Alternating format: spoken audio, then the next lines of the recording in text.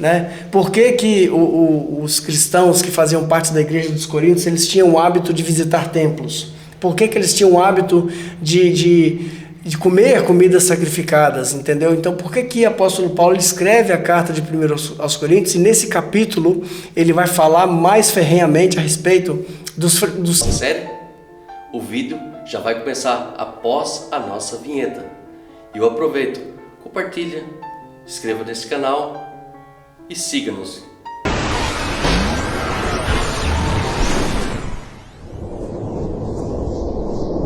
Graça e paz da sua vida, seja muito bem-vindo à Casa de Adoração. Vamos agora dar prosseguimento ao nosso estudo, o único Evangelho.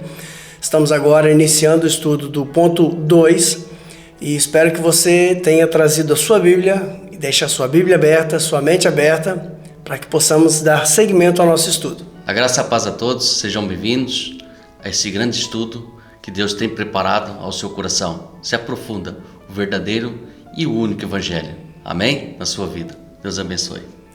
Então vamos dar início ao ponto número 2 e o pensamento diz assim: Paulo teve de lidar e confrontar os falsos irmãos, falsos mestres que queriam reintroduzir a escravidão legalista no meio do povo. Trazendo de volta a lei, eles invalidariam o sacrifício de Cristo e reafirmariam o judaísmo como única forma de se achegar a Deus.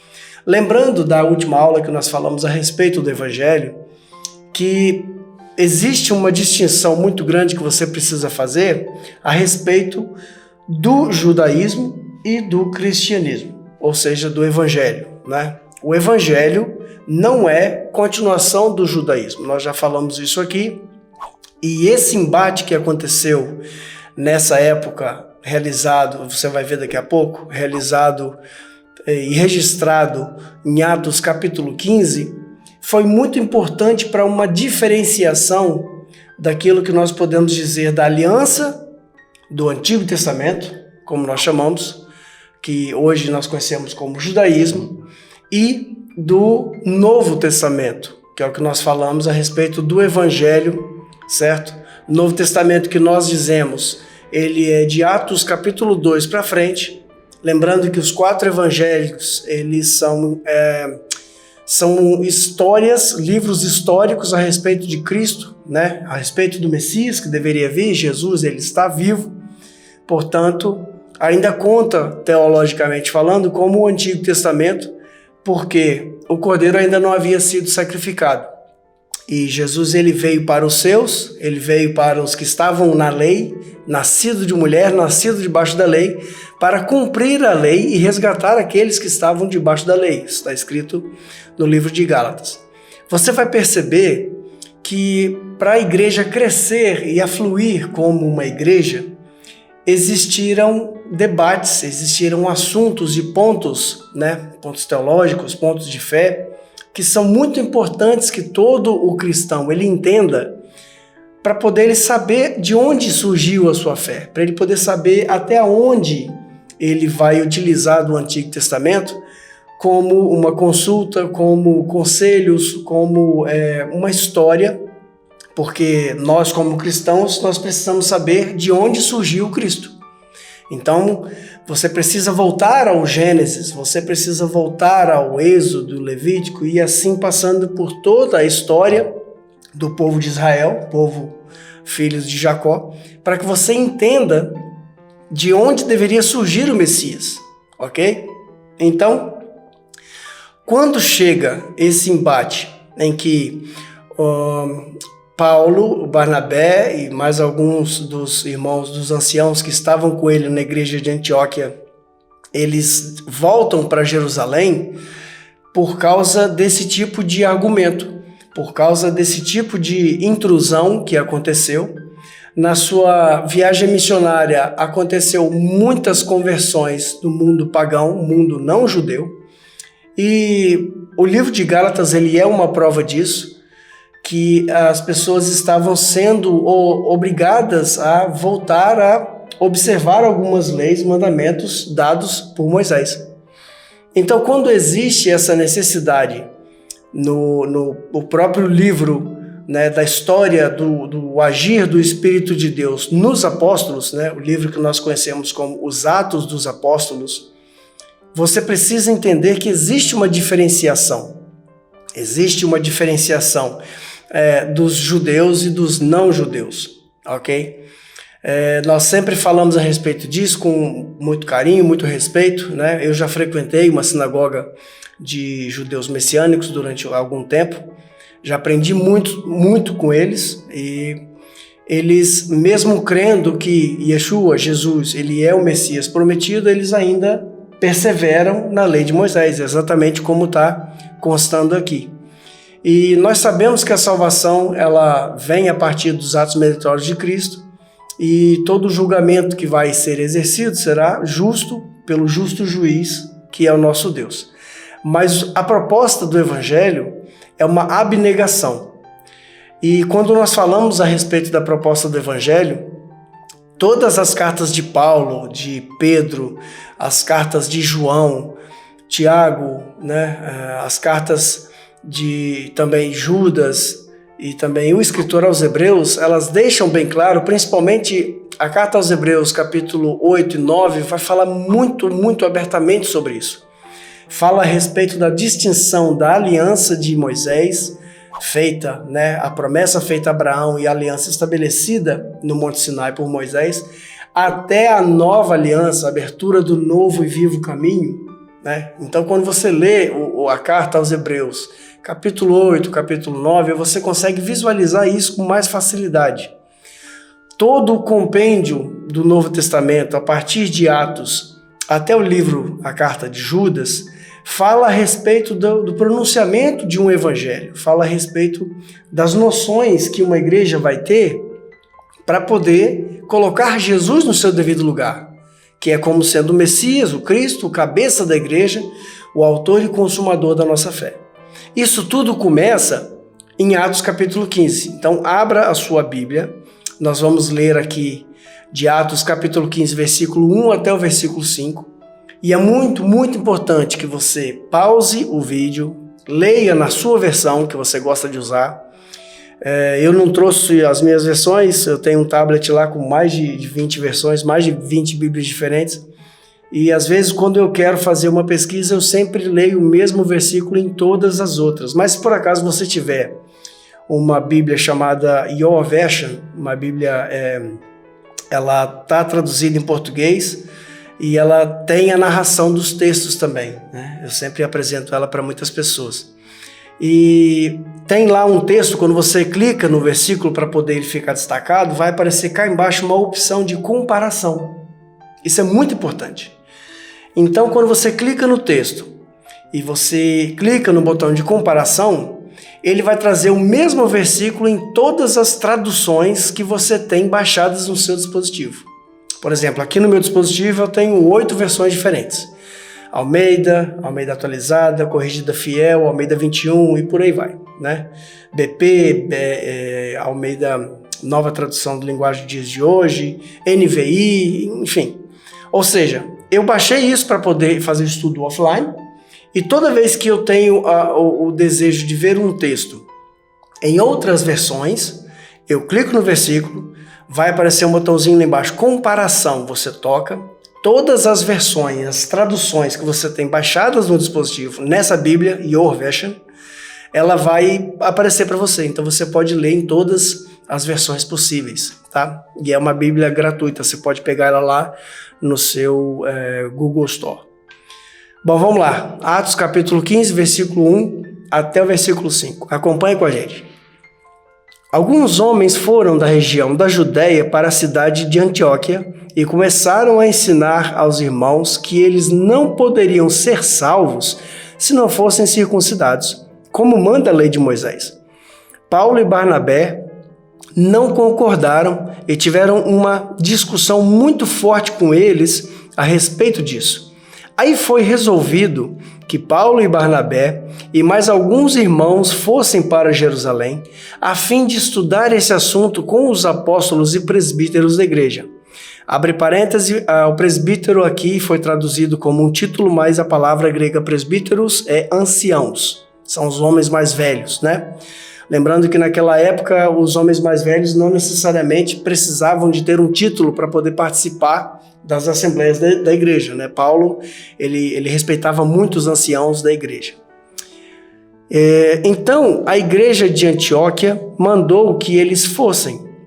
Eles passaram pelas regiões da Fenícia, de Samaria, contando como os não-judeus estavam se convertendo a Deus, e todos os irmãos ficaram muito alegres com essa notícia.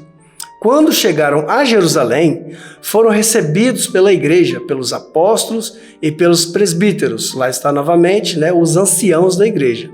E lhes contaram tudo o que Deus havia feito por meio deles. Mas alguns membros do partido dos fariseus, que também haviam crido, se levantaram e disseram: os não-judeus têm de ser circuncidados e têm de obedecer à lei de Moisés.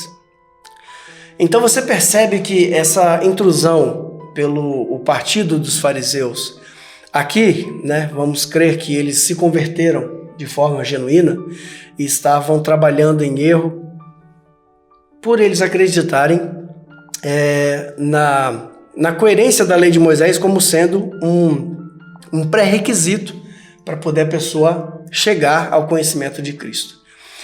Você vai perceber uma coisa.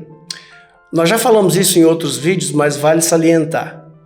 Muitas congregações, existe o problema do ponto de vista, e eles pensam o seguinte: não, você aceitou Jesus, você tem fé em Deus, você tem fé em Jesus, né? Então você foi salvo. Mas você tem que fazer isso. Você tem que se batizar dessa forma, você tem que usar esse tipo de roupa, você tem que fazer esse tipo de coisa, É sempre Jesus mais alguma coisa. Assim como era na época da Igreja Romana, que os reformadores lutaram contra ela, a ponto de que eles acreditavam nas boas obras, né, como sendo um fator de salvação, e incluíram o estudo do que é chamado purgatório, dizendo que as pessoas fazem boas obras para poder trocar com Deus, né, na salvação por um lugar melhor, e até mesmo o estudo dizendo que os que estão vivos fazem orações e boas obras para poder fazer ajuda para essas pessoas que estão no purgatório. Isso é uma doutrina da Igreja Católica Romana. Isso vem de muito tempo, isso vem de muitos anos, né? Como eu disse para você, eu frequentava lá onde eu morava uma sinagoga, né? Eu estava ainda fazendo a alfabetização do hebraico e aprendendo com eles, e acabou o curso no setor que a gente fazia, na faculdade de teologia, e nós fomos convidados, aqueles que permaneceram até o final do curso, fomos convidados a frequentar a sinagoga. Eu já tinha ido com eles lá fazer festas e tal, então eu estava mesmo participando daquilo. E fazia o serviço do Shabat, fazia todas as coisas. Eu não fazia nenhum tipo de leis, porque tecnicamente eu estava visitando, né? Eu não era nenhum convertido. Mas o que você consegue entender, e hoje eu continuo estudando com os judeus pela internet, principalmente pelo WhatsApp e Facebook, existe a preocupação do cumprimento das leis. O judeu, ele cumpre leis, e ele cumpre leis para quê? Para que ele tenha méritos, para que ele tenha como trocar com Deus, né? Eles acreditam em mundos espirituais diferentes, né? Uma pessoa morre, dependendo do grau, do nível de cumprimento da lei que ele tem, né? Ele vai para um determinado mundo espiritual. Se ele fez muita coisa, se ele cumpriu muita lei, se ele foi um homem santo, que a gente chama de tzadik, ele consegue galgar posições maiores e estar cada vez mais perto de Deus. E na concepção deles, na teologia judaica deles, eles continuam estudando a Torá de Moisés, mesmo no mundo celestial, até que venha o Messias e seja instaurado, né, o que eles acreditam ser o Olam Habá, que é o mundo vindouro, o que os crentes chamam de céu, né? E isso para eles é muito importante, porque eles realmente acreditam que tudo vai depender do quanto eles conseguem fazer para agradar a Deus nas suas mitzvot, como é chamado, os mandamentos.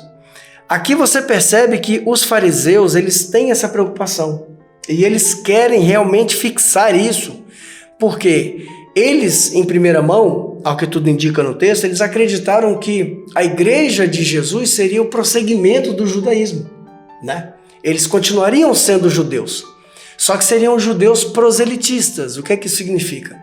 Proselitista é alguém que converte, alguém que prega para converter. Os crentes hoje, os evangélicos, são, em massa, proselitistas, né? Testemunhas de Jeová e também alguns dos adventistas do sétimo dia. São crenças proselitistas. Elas pregam o evangelho para que sejam aumentado o número de convertidos. O judaísmo ortodoxo não é proselitista. Para uma pessoa ser convertida ao judaísmo, ela tem que passar por uma série muito grande. Tem que ter vários requisitos, né? Muitos requisitos, isso. Demora anos. Não é simplesmente chegar lá e assinar uma coisa, mergulhar na piscina e pronto, sou judeu. Não é assim. Né? Dependendo do tribunal rabínico que você pegar, ele pode demorar até 5 anos para poder reconhecer a sua conversão ao judaísmo. E depois que o tribunal que você pega da sua cidade aceita que você realmente foi convertido segundo a lei deles, é enviado, solicitado um tribunal de Jerusalém para poder analisar a causa e você ganha um documento dizendo que você agora é um judeu. O que eu quero dizer com isso? Que hoje, ainda hoje, no século XXI, 2023, né, daqui a pouco é 2024, ainda existem pessoas que querem agregar passos, agregar medidas para a conversão ao cristianismo. Querem agregar coisas, agregar processos à salvação. E aqui o texto é muito claro quando ele diz, daqui a pouco a gente vai ler Efésios capítulo 2, versículo 8 adiante, vocês são salvos por meio da fé. É fé. É por crer. É muito interessante que se olharmos esse texto, né, no verso 5, foi um fariseu. O grupo do fariseu diz que tem que cumprir alguns requisitos para estar no cristianismo. Sim. E o mais interessante, que Paulo era desse grupo. Sim. Mas Paulo teve realmente uma conversão. Ele entendeu o que era o cristianismo por meio de revelação. Então, nós olhamos ao século XXI, está falando hoje do século XXI, 2023, saltando para o 2024, está aí a porta, o 2024. Falta alguns dias para o 2024. Estamos lutando como Paulo. Por quê? Porque no século XXI, há muitos ainda falando, agregando coisas, agregando alguma coisa. Algum processo, passo, alguns meios que você ainda tem para chegar à sua salvação. Você tem que agregar a isto, você tem que cumprir isto, você tem que cumprir uma meta X, você tem que cumprir uma meta Y. Estamos fazendo as mesmas coisas. 2000 anos depois. 2000 anos após a crucificação de Jesus, ainda estamos fazendo a mesma coisa. Por isso que nesse canal, eu sempre estou chamando essa atenção. Nesse canal você está vendo e ouvindo o único evangelho. Sem misturas de dogma de igreja, sem misturas de mentalidade humana. São posições, mas nós estamos falando da Bíblia. É Bíblia. E se você chama sua atenção, se você não viu os vídeos anteriores, vai aqui na nossa bio, aqui na descrição. A lista de reprodução. Vai lá ver todos os vídeos, irmãos. É uma sequência de estudo. E temos lá em arquivo PDF. Entra na nossa descrição do vídeo. Está lá o Zap, o WhatsApp, né? Clica no link list, fale conosco e você tem os canais de contato da casa. Gratuitamente. É bom deixar isso bem claro. Bem claro, gratuito. Aqui você, a única coisa que você tem que fazer, sabe o que é? É clicar aí nesse sininho. No sininho? No sininho aqui, se inscrever nesse canal e levar essa palavra. Distribui essa palavra, irmãos. Temos que abrir os olhos. Temos que abrir os olhos de pessoas que ainda tem que agregar alguma coisa.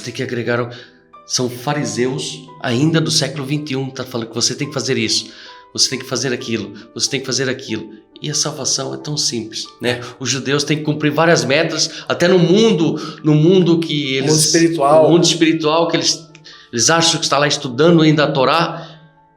E nós aqui apenas nós temos que aceitar Cristo como seu único, suficiente Salvador. É tão simples como isso. Reconhecer o sacrifício de Jesus. Reconhecer Jesus ressurreto. Reconhecer Jesus morreu sim uma morte de cruz. Foi sepultado. Mas ao terceiro dia, ele ressuscitou. Né? Ele ressuscitou. É este. E nós entendemos o sacrifício de Jesus, né? O Gil já vai dar seguimento aqui e vai falar através da Bíblia. Através da Bíblia. Cristo trouxe a salvação através da sua morte e ressurreição. Né? A inimizade que nós tínhamos com Deus, a inimizade, né? Que nós estamos presos em delitos, em pecados, mortos nas nossas transgressões, e Jesus crava lá na cruz. Amém? Continua aí, que eu não vou fazer o Gil perder aqui o seu raciocínio. Eu acho que eu já dei aqui algo, abriu aqui a mente dele, ele está procurando algo aqui. Já estou procurando aqui uma coisa. Então é tão simples como isso. Você não tem que fazer circuncisão, você não tem que fazer aquilo, você tem que ajudar a Deus para a sua salvação, não. Mas eu não tenho que pregar o evangelho, eu não tenho que fazer alguma coisa, meu irmão. Tem, sim, senhora. Em Gálatas nós aprendemos que chama-se os frutos do Espírito. Quem está em Cristo Jesus, né? Vamos aqui fazer um paralelo. Vamos fazer um paralelo de um marido e a sua esposa, o seu cônjuge, ou a esposa com o marido. Quando se amam, eles se unem e se tornam uma só pessoa. Cristo é a igreja. E através desse fruto nascem uma descendência, são os filhos, né? Tem casais que não têm filhos, mas o casal que tem filho, nasce a sua descendência, nascem os filhos. Não nascem os filhos, nascem os seus filhos. E eles são descendência, e nós fazemos com amor. Nós queremos o bem para os nossos filhos. Nós queremos que eles cresçam vitoriosos, que eles cresçam em amor, que eles sejam felizes. É isto. Então, quando nós estamos fazendo ao nosso irmão, é como se fosse Deus, são os frutos do Espírito demonstrados num pai e a mãe cuidando dos seus filhos. Em amor, você cuida, você alimenta, é a preocupação.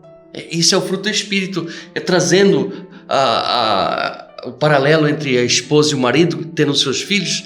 É a mesma coisa, nós, como fruto do Espírito, esse amor, é cuidando com amor do meu irmão, do meu próximo, não querendo o mal dele, não trazendo calúnia, não trazendo defamação, não querendo fazer contenda, nós ajudamos os nossos filhos. É o mesmo amor de um pai, como união, como igreja e Cristo se torna o fruto do Espírito. Sim. Em amor. Então vamos voltar aqui a esse pensamento para a gente poder conseguir entender a preocupação do apóstolo Paulo em relação aos fariseus. Os fariseus, eles tinham na mente, os fariseus eram um grupo, né, uma facção religiosa dentro do judaísmo, nós chamamos hoje de judaísmo ortodoxo, que eles visavam a guarda da Torá e de todos os livros que compreendem o Tanar. O Tanar, para nós, é o Antigo Testamento. Todo o Tanar, o Antigo Testamento, que eles chamam o Tanar, os escritos, são para eles a lei escrita, e o Talmud, todas as leis explicativas, são a lei oral. E eles cuidavam dessas leis, e eles viviam sobre essas leis, de forma a garantir a sua execução, a garantir, né, a sua continuidade. Quando eles se convertem, então, eles percebem, eles conseguem notar Cristo dentro das Escrituras, eles se convertem, eles mantêm essa ligação com o Antigo Testamento, eles mantêm essa ligação com a Torá. Vamos pensar o seguinte: nessa época não tinha nenhum livro do Novo Testamento escrito. Não existia, né? O primeiro relato da vida de Jesus foi o Evangelho de Marcos, né? E ele vai nascer aí lá depois dos anos 40, 50 depois de Cristo.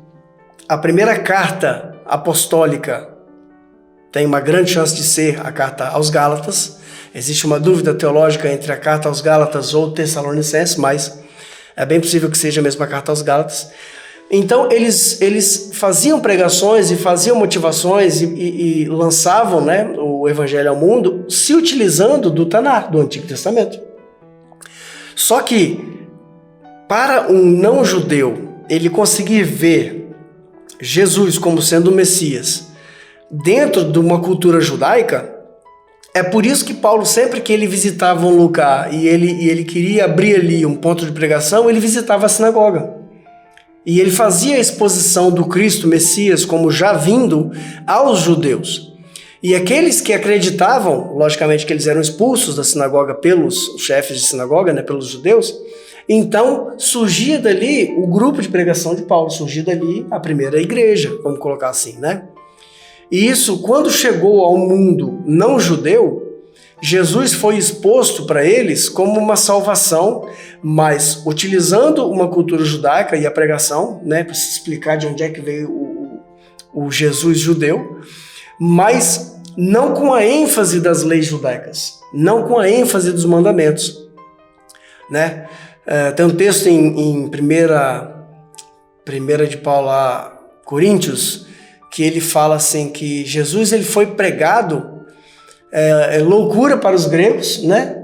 E como é que fala o texto? E Jesus foi pregado a vocês, crucificado, que é loucura para os gregos, porque os gregos eles viam, né, uma divindade, um salvador, como sendo uma pessoa infalível, né? Eles tinham a cultura grega, a cultura romana como sendo o seu norte daquela época. E as tragédias, né, gregas e as histórias dos deuses e semideuses que surgiam dali eram todos seres perfeitos, não tinha falência, não tinha nenhum problema, não tinha.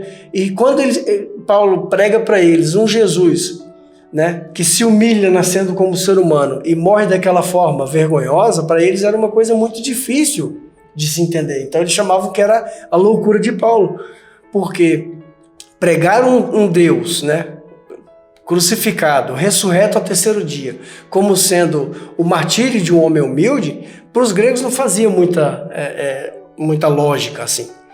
Mas quando chegava essa pregação no coração deles e o Espírito de Deus fazia com que isso surgisse dali realmente o reconhecimento de Jesus como Messias e uma igreja fluía nesse meio, era diferente de uma pregação ao mundo judeu. Então, quando Paulo fala que ele foi até Jerusalém para poder estabelecer com os apóstolos uma diretriz, uma carta assinada, um documento oficial, para trazer para esses homens que estavam fazendo o seu burburinho, fazendo a sua fofoquinha gospel, né? Colocando para os não-judeus que era obrigatório ser circuncidados e voltarem de acordo com a lei de Moisés, para depois chegarem ao conhecimento de Jesus como sendo o Messias, não fazia sentido. Então, nesse capítulo 15, você vai ver toda essa reunião, essa conversa, e lá no final do capítulo, você lê o capítulo inteiro depois, por favor, e você vai ver que lá no final existe um documento assinado, né, pelos que eram chamados os líderes da igreja, os primeiros anciãos, o que nós chamamos os pais da igreja, né? Eles vão fazer com que fosse elaborada uma carta e ela deveria ser copiada e lida em todas as igrejas dos não-judeus, que falava exatamente a respeito disso, com conselhos. E qual que era o conselho? Que não comessem o sangue de animais, né, sacrificados, que não comessem, como é que se diz? Não cometessem idolatria, não vivessem na idolatria, que se afastassem das imoralidades sexuais. Então, existe uma diretriz, né? Existe não mandamentos, mas existem conselhos dos próprios apóstolos, os primeiros pais da igreja, para que a comunidade dos não-judeus, os que estavam florescendo no meio dos não-judeus, a igreja de Cristo, como Paulo costumava chamar, que ela seguisse essa mentalidade de um ponto de vista mais abrangente, para que mantivesse neles uma santidade, né? É o que nós temos depois no próprio apóstolo Paulo, quando fala na primeira carta aos Coríntios, toda a questão de comida sacrificada aos ídolos, a visita nos templos, né? Por que os cristãos que faziam parte da igreja dos Coríntios, eles tinham o hábito de visitar templos? Por que eles tinham o hábito de comer comidas sacrificadas, entendeu? Então, por que o apóstolo Paulo escreve a carta de 1 aos Coríntios e nesse capítulo ele vai falar mais ferrenhamente a respeito dos frequentadores de templos, né? Por que alguns diziam que tinham tanto conhecimento e tanta liberdade que podiam entrar nesses templos com tranquilidade que não poderia se converter àqueles deuses novamente? A preocupação de Paulo não era tecnicamente essa, né? Era mais uma questão da propagação da imagem da igreja como sendo, poxa, um irmão fraco, uma pessoa que não consegue entender claramente, vai ver você, um irmão forte que se julga tão conhecedor, cheio de conhecimento, comendo comida aos ídolos e frequentando um templo de uma deusa ou de um deus desconhecido, ele vai achar que isso é normal. Então lá na carta de Paulo aos Coríntios tem muita explicação como essa e você pode procurar depois comentários a respeito disso para você se aprofundar. Nesse momento, na igreja de Antioquia, existe então uma bula, existe uma carta que estabelece quais seriam os primeiros passos que a igreja daria. Lembrando que nós estamos falando aqui da carta de... no caso é uma carta, né? Carta de Lucas ao Teófilo. Quase que eu esqueci o nome do homem. Carta de Lucas a Teófilo. Que foi depois chamada como os Atos dos Apóstolos. Depois existe a carta, né, aos Gálatas, que é a carta mais próxima deles. E você vai perceber a preocupação que o apóstolo tinha acerca desse agregamento, essa soma que as pessoas faziam, levando a erro os novos cristãos, dizendo que era necessário outra coisa além de Cristo, para que existisse essa salvação. Então veja lá comigo, Efésios capítulo 2, versículo 8, 9 e 10. É um texto muito conhecido, é um texto muito batido e que muitas vezes a gente não dá a devida importância porque a gente acha que é só mais uma fala. Mas preste bem atenção no poder que Paulo ele entende pertencer nessa frase, o poder de fala que Paulo tem quando ele estuda e ele fala sobre isso, que até hoje ecoa nos nossos corações, passando por Martim Lutero, que foi uma pessoa que pegou esse texto à risca mesmo, né? E ajudou a impulsionar a reforma protestante por causa desse tipo de pensamento. Então, na carta de Paulo aos Efésios, capítulo 2, versículo 8, diz assim: Pois, pela graça de Deus, vocês são salvos por meio da fé. Isso não vem de vocês, mas é um presente dado por Deus. A salvação não é o resultado dos esforços de vocês. Portanto, ninguém pode se orgulhar de tê-la, pois foi Deus quem nos fez o que somos agora. Em nossa união com Cristo Jesus, Ele nos criou para que fizéssemos as boas obras que Ele já havia preparado para nós. Ou seja, não existe nada que você possa agregar a sua fé que faça com que você mereça a salvação. Não existe nada que você possa praticar, não existe mérito que você possa galgar que vai trazer para você uma salvação. Porque a salvação que você tem é baseado na fé em Cristo. E a graça de Deus, ou seja, o favor que Deus fez a você, mesmo sem você merecer, é aceitar essa fé como sendo a razão da entrada no mundo vindouro, a razão da entrada no reino de Deus. Tudo aquilo que você pode fazer depois de você chegar à conversão, depois de você chegar à certeza de que Cristo é o Messias, é o que está aqui no versículo 10. Porque as boas obras, até as boas obras que nós fazemos, elas são dadas por Deus para que nós fizéssemos, mas elas não contam para nós como sendo atos meritórios. Elas contam para nós como sendo, como é que se diz? Um sinal, um símbolo de que você foi convertido, certo? Por exemplo, vou citar aqui uma coisa muito fácil de você entender. Nós não pregamos o dízimo, nós não acreditamos no dízimo da maneira como ele é comumente pregado. Mas o que é que nós ensinamos a respeito da oferta? A oferta, ela é uma forma de sacrifício generoso que você faz para que possa impulsionar o serviço evangelístico, para que possa pagar um aluguel, para que possa comprar materiais, para que possa pagar a luz, a água, entende? Então nós não dizemos que se você não dá dinheiro na igreja, que você não será salvo. Nós não acreditamos nisso. Só que no mesmo momento que nós dizemos que nós não acreditamos que isso é uma exigência para a sua salvação, nós também conseguimos visualizar que não é possível que um cristão ele seja salvo e ele tenha nele o Espírito de Deus, ele não seja generoso, entende? Então, quando você é uma pessoa salva em Cristo, quando você é uma pessoa generosa, você oferta sem que alguém peça. Você oferta sem que alguém chame você a isso. Tanto é que nós não temos o motivo, nós não temos o hábito de parar no meio da celebração e fazer um momento de oferta. Nós entendemos que quem quiser ofertar, vai lá no lugar e coloca a sua oferta e pronto. É uma gratidão que ela tem e é uma vontade que ela quer que essa obra continue porque ela acredita no que está sendo pregado aqui. Nós vivemos isso, Aqui na Amigo nós vivemos assim. Da mesma forma, por exemplo, é a questão do perdão.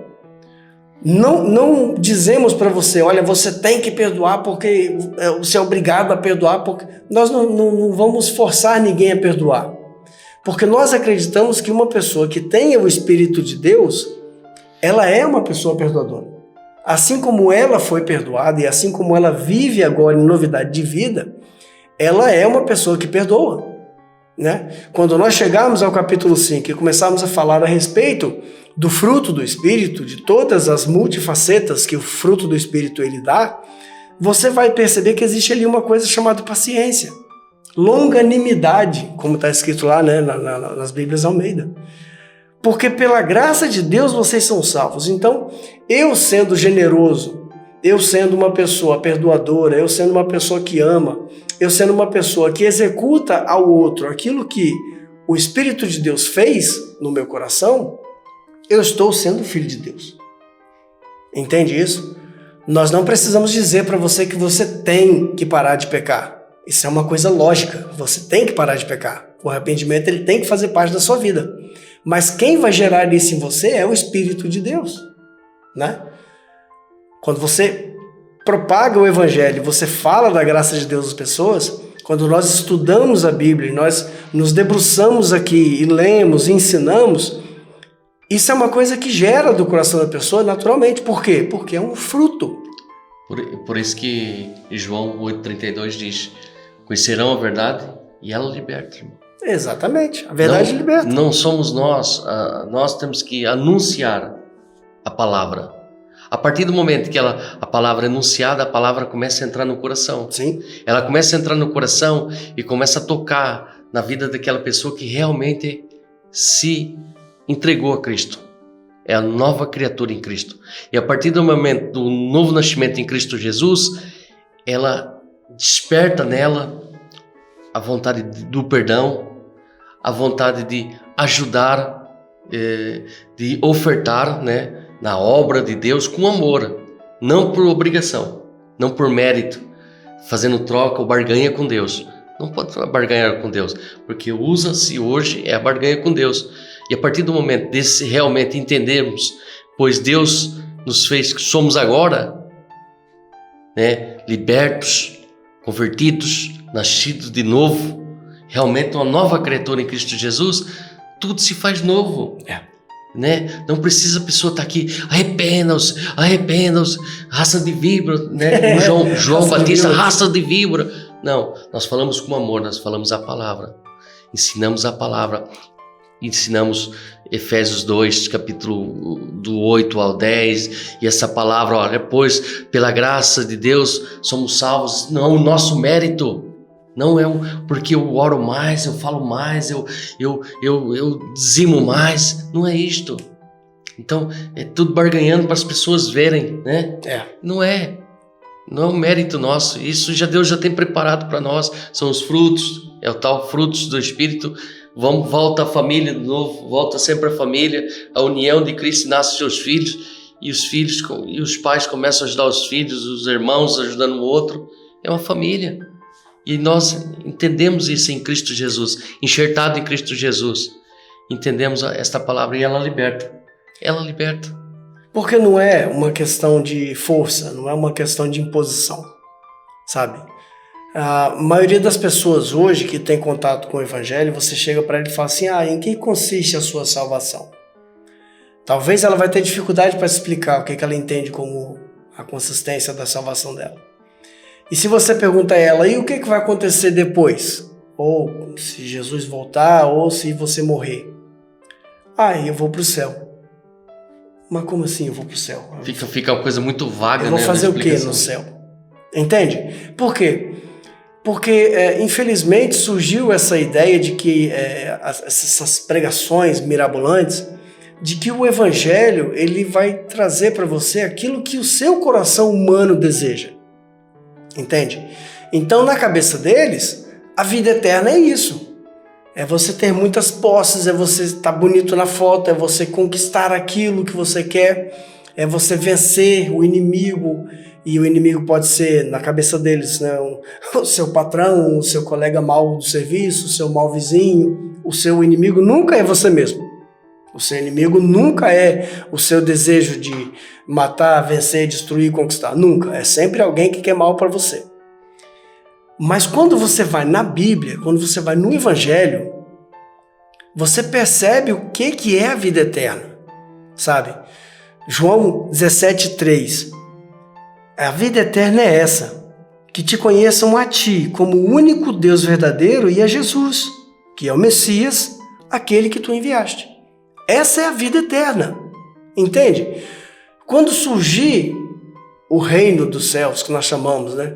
Quando vir o mundo vindouro, ou o que você chama de céu, ou paraíso, não interessa. No final de tudo, aqueles que viveram, que gastaram a sua vida na dedicação de Deus como o único Deus existente, aqueles que gastaram a sua vida na propagação do Evangelho de Jesus como sendo o Messias enviado por Deus, aqueles que acreditaram nessa verdade, eles vão receber o próprio Deus como herança. Eles vão receber o próprio Jesus como herança. Entende? Então, é incoerente você viver numa pregação de evangelho que visa lucro, poder, ganância, carros, luxo, dinheiro, e que fala de tudo menos de Jesus, sendo que o evangelho fala que você vai passar a eternidade com Jesus. Mas aí depois ainda você ouve assim, e lá no céu andarei em ruas de ouro. Ruas de ouro, é. Aí fica, estou em ruas de ouro. Mas para que isso que é o ouro no céu? Isso tudo que você vê como sendo os muros de cristal, as pedras de jaspe, sardônia e não sei o quê, e as ruas de ouro, é uma metáfora para você entender que todo o ouro, poder e riqueza que você procura nessa terra, lá em cima, vai servir para ser pisado. É uma metáfora. E por mais que seja verdade, vamos acreditar que realmente seja verdade, é para isso que vai existir, para ser pisado. Entende? É para isso que vai servir o ouro no mundo vindouro, no céu, no paraíso. O mais importante, estaremos com Jesus. As pessoas não entendem isso, sabe? As pessoas não... É igual... Eu lembro quando eu fiz pré-vestibular, tinha um professor que ele falava que a pessoa tem que saber o que ela quer da vida. Porque o cara vai fazer o pré-vestibular, ele estuda o ano inteiro. Ele primeiro estudou 11 anos, né? No Brasil são 11, quando eu fiz. Eram 11 anos direto. Aí você faz um pré-vestibular, mais um ano de preparação, ou mais. E aí você faz um vestibular e entra na sua faculdade. Dependendo do curso que você vai fazer, são 8 anos até você se formar e ser um doutor especialista no que você quer ser. Aí o cara olha para você e fala assim, eu queria fazer, sei lá, engenharia da computação, mas eu odeio física. Mas como é que é isso? Você quer fazer uma coisa que vai demorar quase 25 anos da sua vida e que o centro dela é física e matemática e você quer dizer para mim que você odeia física? É igual ao evangelho. A pessoa que chega para você e fala assim, eu até gosto de Jesus, mas a Bíblia para mim é confusa, a religião para mim é confusa, eu creio em Deus Mas você não quer o evangelho, cara, você não quer Jesus, para que você quer ir pro céu? Você quer ir pro reino de Deus para quê? Porque você não passa, desculpa te interromper, você não passa 1 minuto depois do horário, quando o pregador está se estendendo muito lá na pregação, você já está olhando pro relógio e abrindo a boca? E você quer dizer para mim que você quer passar a eternidade com Cristo? Não faz sentido. O próximo texto que nós vamos ler fala, nós já lemos o texto, vamos só relembrar, Gálatas explicando, né, o apóstolo Paulo explicando aos Gálatas, no capítulo 2, versículo 5, e ele diz assim: mas em nenhum momento nós cedemos, pois queríamos que vocês tivessem o verdadeiro evangelho. Isso é muito importante. Hoje, né, eu sigo muitos grupos de teologia no Facebook e eu vejo os debates que eles colocam e as alfinetadas e as questões que eles põem. E uma das coisas que mais é colocada em jogo, quando você pega um falso profeta e você vê realmente, olha, esse cara aqui, ele tá com problema, o cara é uma mulher, né, que hoje em dia tem também as apóstolas, e você vê lá que a pessoa está fazendo uma coisa que é totalmente contrária à proposta do evangelho, e você fala alguma coisa, ou você coloca um texto que desmente, mas não faz isso, ela está ganhando pessoas para Jesus, não faz isso, ele tá pregando evangelho, pode ser de forma errada, mas está pregando evangelho, depois Deus vai... Amigo, se uma pessoa prega o evangelho de forma errada, olha o que Paulo diz aqui: em nenhum momento nós cedemos para que o verdadeiro evangelho chegasse até vocês. Nós somos propagadores do evangelho, nós somos embaixadores de Cristo. Se você vê uma pessoa pregando errado, se você vê uma pessoa ensinando heresia, você tem que corrigir essa pessoa. Vamos comercializar o evangelho, né? A gente não pode ceder, não podemos ceder, sabe? Porque a palavra de Deus está aqui, sabe? Aqui que eu quero dizer que ela está escrita, não pertence a essa igreja, não pertence a esse lugar. A palavra de Deus está aqui entre nós, sabe? Quando você abre a primeira carta de João, capítulo 3, versículo 23, ele diz lá assim, primeiro, eu quero pegar aqui o versículo anterior, tem aqui uma vírgula, versículo 21. Amados, se o coração não nos acusar, temos confiança diante de Deus. E aquilo que pedimos dele, receberemos, porque guardamos os seus mandamentos e fazemos diante dele o que é agradável. Aí a pessoa já vai, tá vendo aí? Tá lá o apóstolo João dizendo que tem que guardar mandamentos. Segue lendo a carta. E o seu mandamento é este, que creiamos no seu Filho, Jesus Cristo, e nos amemos uns aos outros, segundo o mandamento que ele nos ordenou. Preste bem atenção. O mandamento de Cristo para nós, levando em consideração que é uma orientação do próprio Cristo, e isso bate diretamente com a igreja dos não-judeus, é que creiamos no seu Filho, cremos em Cristo. Vamos voltar ao texto que a gente leu agora há pouco? João 17,3. E a vida eterna é esta, que conheçam a Ti somente. Ti quem? Deus. A Ti como único Deus verdadeiro. E a Jesus Cristo a quem enviaste. Porque Jesus é o Messias de Deus. É o próprio Deus encarnado. Entende isso? Então quando você estuda esses textos, quando você confronta essas ideias, e você estabelece uma linha de raciocínio lógica, simples no Evangelho, você vai perceber que você não pode ceder espaço para uma ideia herética. Uma pessoa que prega... Outro dia eu fui ver, pelo amor de Deus, como é que é possível? Uma pessoa lá no Muro das Lamentações fazendo live, dizendo, eu estou aqui no Muro das Lamentações, e botava a mão assim na pedra. Mande agora um pix para o número tal e eu vou fazer uma oração poderosa para você, porque eu estou no Muro das Lamentações. Uai, lá no Xerém, no Rio de Janeiro, Jesus também não vai te ouvir, não? Lá no Recife, no Maceió, no Espírito Santo, aqui em Lisboa, tem que ser só lá em Israel, é só lá de frente para o muro que Jesus vai te ouvir? Irmãos, pelo amor de Deus, acorda. Acorda. O reino de Deus, a vida eterna é essa, que reconheçam a Ti, Deus, como único Deus verdadeiro, e reconheçam Jesus como sendo o Messias que você enviou. certo? O mandamento é este, que creiamos no nome do seu Filho, Jesus Cristo, e nos amemos uns aos outros. Como é que a gente vai amar uns aos outros? Aí ele diz assim, segundo o mandamento que nos ordenou. Por que segundo o mandamento que nos ordenou? Se você estudar essa palavra, você vai ver que lá no Evangelho, nos quatro evangelhos, está escrito lá que um fariseu foi perguntar a Jesus qual que era o maior mandamento dos judeus. E Jesus diz para ele, o Shema Israel. Shema Israel, Yahu Elohenu, Yahu Echad. Ouça Israel, Yahu ou Jeová, Javé, que esteja escrito na sua tradução, né? Vamos colocar, Javé é o nosso Deus, ele é o único Deus, certo? E aí depois Jesus fala assim, e o próximo semelhante a esse é amemos uns aos outros, ok? Mandamento para os judeus, ame a Deus acima de todas as coisas e ame uns aos outros. Quando Jesus está dando as últimas palavras para os seus discípulos, ele fala que vocês amem-se uns aos outros assim como eu amei vocês. É por isso que ele está dizendo aqui, ó, e nos amemos uns aos outros segundo o mandamento que ele nos ordenou. Quem? Jesus. Nos ordenou, não é Moisés. Moisés, Levítico 19:19, está dizendo lá, amem-se uns aos outros, eu sou o Senhor. Jesus diz, amem-se uns aos outros como eu amei vocês. Então é simples, o evangelho é simples, ele é leve, ele não custa. Eu ia dizer que é barato, mas ia ficar feio. O evangelho não custa, sabe? Quando você pega Gálatas 2, capítulo 2, versículo 5, em nenhum momento nós cedemos. Quantas vezes, irmãos, a gente está numa igreja e a gente é obrigado a ceder uma pregação falsa, uma heresia, porque a gente gosta daquele lugar, porque a gente gosta das pessoas que estão ali e a gente não quer se indispor com a maioria. Já aconteceu isso comigo.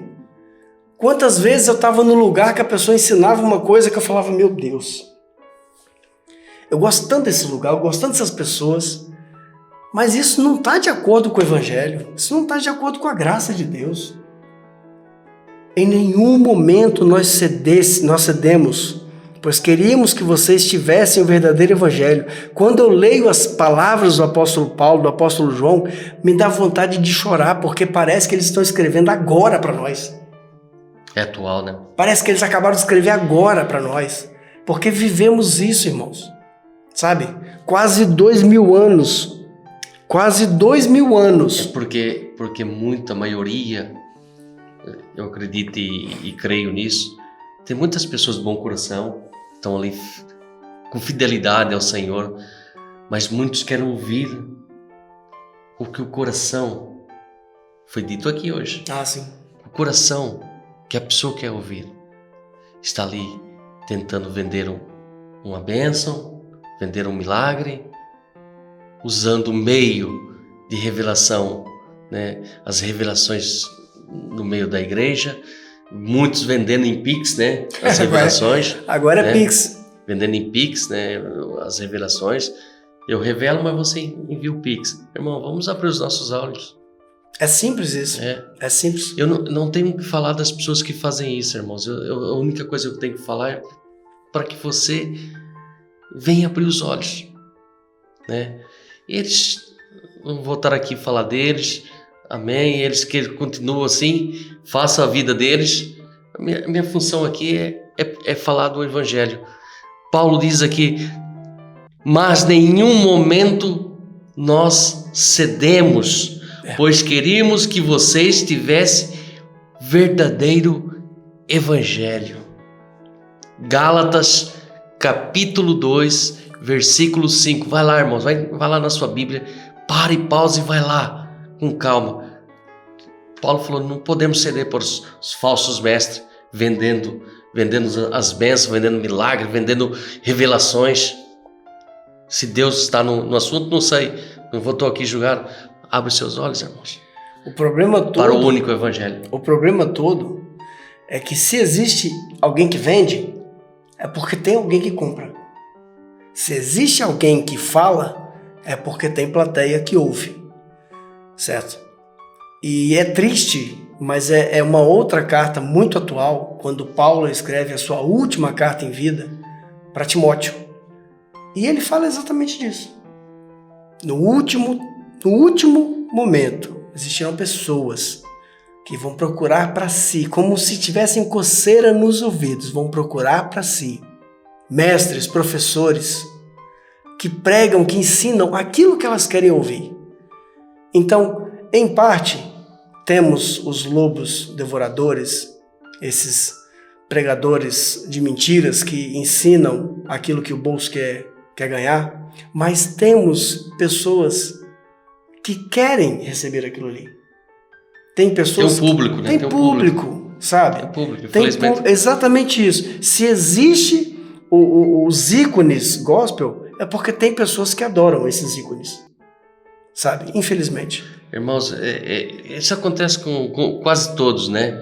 Eu vou hoje para o culto, eu quero ouvir Deus falar comigo. Vai à procura já da revelação, da resposta de Deus, querendo saber o amanhã, mas não vai para adorar. Não vai para adorar, né? João, lá em versículo 4, lá, Deus fala com a samaritana, Deus está à procura dos verdadeiros adoradores. Evangelho de João, capítulo 4. Os verdadeiros adoradores que adoram em espírito e em verdade. Mas eu vou à procura de Deus falar comigo. Não vai à procura do alimento, de ouvir uma palavra de Deus. Vai à procura já... Não, hoje espero que Deus use lá o profeta, profetiza e fale comigo. Já exclui Deus. Não, eu preciso de uma porta aberta. Eu preciso de algo, eu preciso de um milagre. Não vai à procura de Jesus, o ressurreto. Vai só à procura Mas infelizmente, talvez não faça com maldade. Não faça com mal intenção, né? Mas nós temos que abrir os seus olhos para se voltar ao verdadeiro evangelho. Se cultuar a Deus com um culto racional, um culto realmente adorando aquele que merece toda adoração. Amém? É verdade. Então nós encerramos aqui essa aula número 3 da série O Único Evangelho. Lembre-se, só existe um Evangelho de Cristo. Tá? Só existe um Evangelho de Cristo. E é de muito aproveitamento que você leia os textos, que você estude, sabe? Nós já falamos aqui várias vezes, já citamos vários comentaristas bons, nós indicamos comentaristas bons a respeito desse tipo de assunto. E ore a Deus, peça a Deus que você entenda sinceramente a razão do Evangelho. Porque muito se discute hoje em dia a respeito do propósito. Porque eu preciso saber qual que é o propósito de Deus na minha vida. O propósito de Deus na sua vida é salvar você para que você seja um adorador. Mais nada. Só isso. Entendeu? Mas será que Deus não tem o propósito de eu ir pregar para as nações? Isso aí é outro assunto.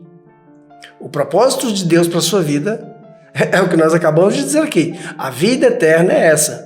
Que reconheçam a Ti somente como o único Deus verdadeiro e reconheçam a Cristo, Jesus, como o Messias que você enviou. Esse é o propósito. Então, clica, compartilha, comenta. Tem perguntas? Vai lá no link list da bio. Tem lá o WhatsApp da casa. Manda pergunta para nós. Nós vamos responder com todo carinho, com toda atenção. E propague esse texto, propague esse vídeo, sabe? Faça cortes, faça edições no TikTok, nos Reels, do que você quiser, coloca um fundo bacana, manda essa palavra para frente, certo? Nós não temos interesse nenhum em retorno monetário, pode ficar à vontade, pode passar essa mensagem à frente, tá bem? E se Deus quiser, na próxima semana, a gente se vê novamente aqui, com toda a intenção de aprender, com todo o desejo de mandar esse evangelho a toda criatura, até que ele venha. Inscreva no canal e Deus abençoe a sua vida. Amém? Até a próxima, se Deus quiser.